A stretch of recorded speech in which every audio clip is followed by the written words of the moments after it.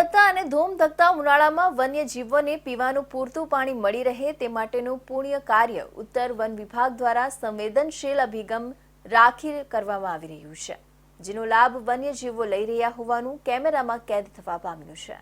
ગુજરાતના ઘરેણા સમાન ડાંગ જિલ્લાના ઘનિષ્ઠ વન વિસ્તારમાં રહેતા વનજીવીઓ માટે વન વિભાગે આ ધોમધકતા ઉનાળાના પીવાના પાણીની વ્યવસ્થા સુનિશ્ચિત કરવા સાથે ફોરેસ્ટ ફોર્સના જવાનોને સરકારી ફરજોની સાથે સાથે પુણ્ય કાર્યની પણ તક ઉપલબ્ધ કરાવી છે।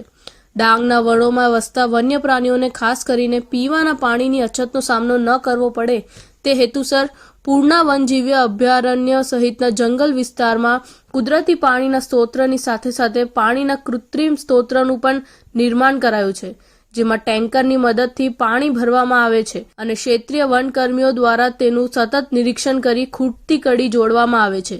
આવા કૃત્રિમ સ્ત્રોત પાસે ટ્રેપ કેમેરા ગોઠવીને વન્ય પ્રાણીઓની હિલચાલનું પણ સુપેરે ધ્યાન રાખવામાં આવે છે। ઉત્તર વન વિભાગના જંગલમાં આવા કુલ 76 કુદરતી પાણીના સ્ત્રોતની સાથે સાથે બીજા 105 જેટલા કૃત્રિમ સ્ત્રોત ઉપલબ્ધ કરાવી વન્ય જીવો માટે પાણીની કોઈ અછત ના રહે તેનું સતત ધ્યાન રાખવામાં આવી રહ્યું છે।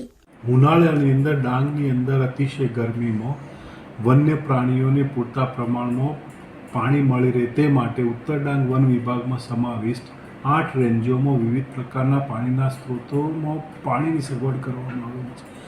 અલગ અલગ રેન્જમાં આપણે ગણીએ તો કુદરતી રીતે જે છે 76 સ્ત્રોત છે, 105 કૃત્રિમ રીતે બનાવેલા છે અને બીજા 51નું આયોજન કરેલું છે। એટલે ઉનાળાની અંદર દરેક વિસ્તારમાં બીટ કમ્પાર્ટમેન્ટની અંદર વન્ય પ્રાણીઓને પૂરતા પ્રમાણમાં પાણીની સગવડ મળી રહે તે પ્રકારનું આયોજન કરેલ છે અને આ પાણીની સગવડ તેમજ તેમની મૂવમેન્ટની ધ્યાન રાખવા માટે 100 કરતાં વધારે અલગ અલગ જગ્યાએ ટ્રેપ કેમેરા લગાવવામાં આવેલા છે।